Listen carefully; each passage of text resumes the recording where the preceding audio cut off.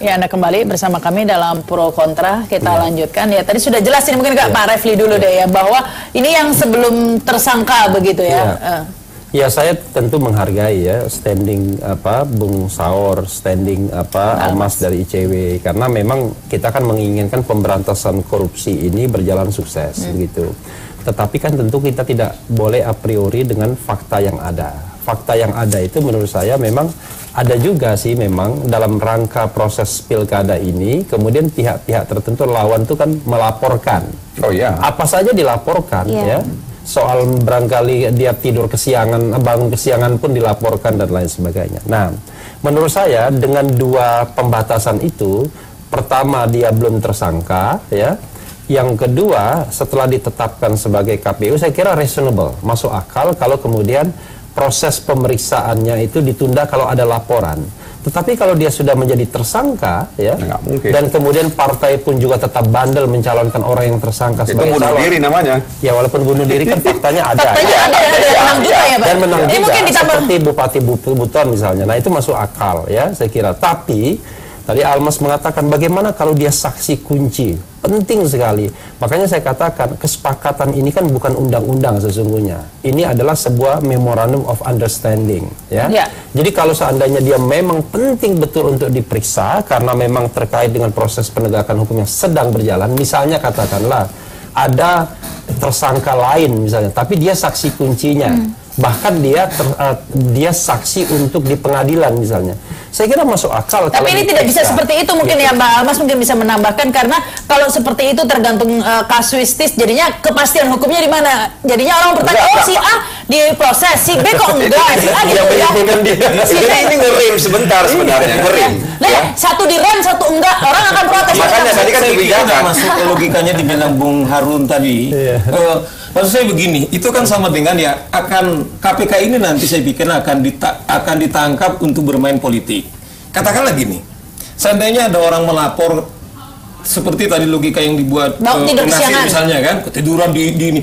Tapi kan juga si pelapor ini kemudian tidak bebas hukum juga kan, ketika dia melaporkan seakan-akan tidak ada juga perlindungan kepada si terlapor ini atas laporan-laporannya. Laporan palsu juga bisa. Kan dia juga dapat juga risiko yang sangat luar biasa juga gitu loh. Tetapi maksud saya begini, dimanapun hukum tidak pernah kemudian dia libur gitu loh. Jadi karena pilkada, kemudian kita liburkan hukum, logikanya kayak seperti itu nggak masuk akal. Makanya saya bilang, saya contohkan aja seperti tadi itu.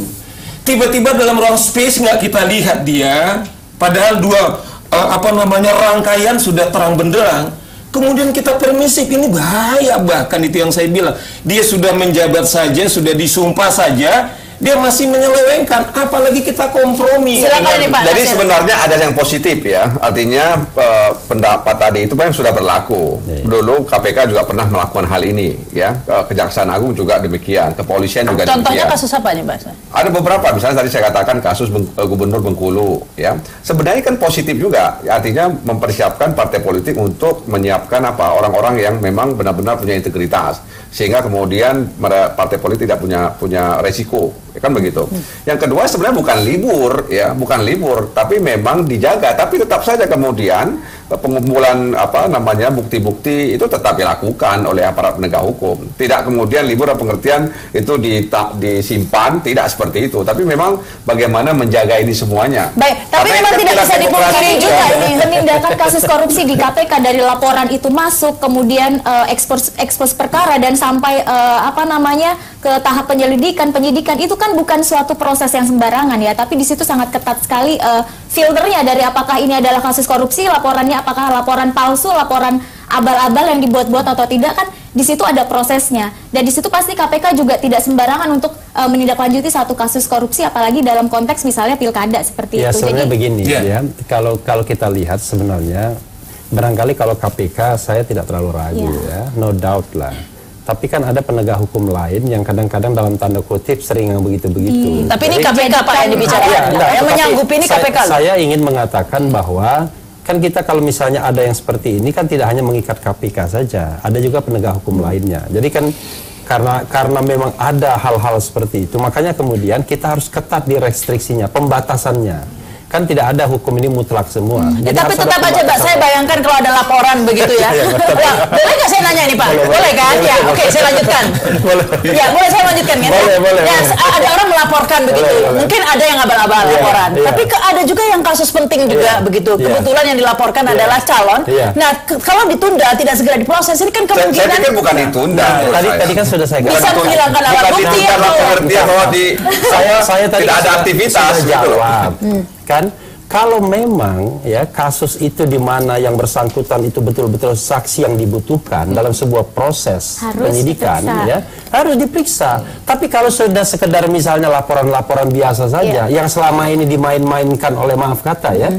Jangankan ketika calon sudah menang pun masih juga Tapi kan dilaporkan. dari statementnya tidak seperti itu Pak. Yang kita Kenapa? terima itu bahwa usulan agar tidak Nah, seperti itu tidak kan- kalau kan tidak ada saya seperti itu. lengkapi.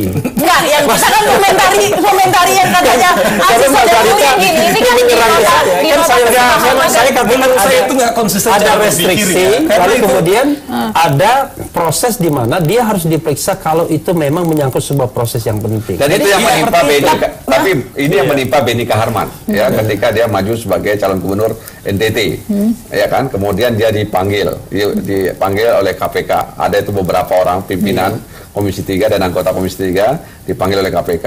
Oleh lawan politiknya itu kemudian lawan politik dibuat Benny, kampanye ya, pokoknya itu dibumbui dan sebagainya. Ya, bukan berarti gara-gara itu dia kalah, tidak. Tapi paling tidak itu mempengaruhi. Tapi itu Iya, asumsi ya, mempengaruhi dan elektabilitas suara dia. Pak Benny Iya itu kan? paling kecil loh pada saat itu Problemnya 9, sekian persen. logika kita mengambil kesimpulan itu kan seakan-akan karena faktor misalnya katakanlah dipanggil KPK atau saksi gitu loh kan.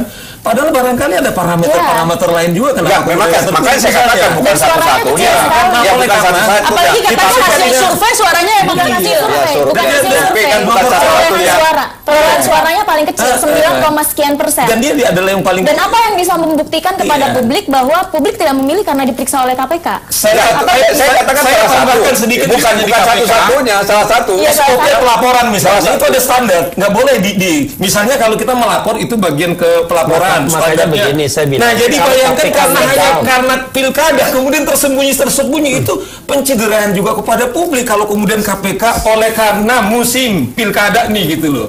Dan yang tambahan gini loh, makna kampanye itu kan sebenarnya ini loh saya kan gitu loh. Baik. Nah, Baik, kita harus break dulu. Kita tanyain ke Pak Refli lagi mungkin ya. Bukankah publik berhak tahu begitu ya, mengenal lebih dekat luar dalam negatif positifnya calonnya ya sebelum menentukan pilihan. Tapi kok malah ditutupi, itu kan tentunya seperti apa nanti ya. Kita akan bahas setelah pesan-pesan berikut ini.